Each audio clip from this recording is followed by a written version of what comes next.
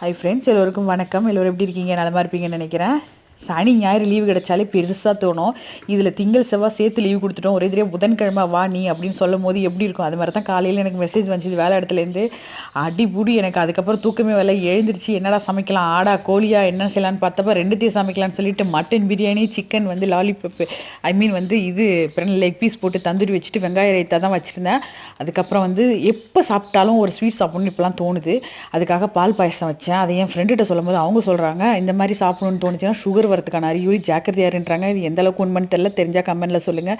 வெளியில் எட்டி பார்த்தா சூப்பரான வேலை, சரி எங்கேயாவது வெளியில் கிளம்பலாம் அப்படின்னு சொல்லிட்டு ஒரு யோசனையெல்லாம் முதல்ல சாப்பிட்டு வேலையை முடிப்போம் அப்படின்னு நினச்சிட்டே இருக்கும்போது என் பையன் சத்தம் கொடுத்தாரு.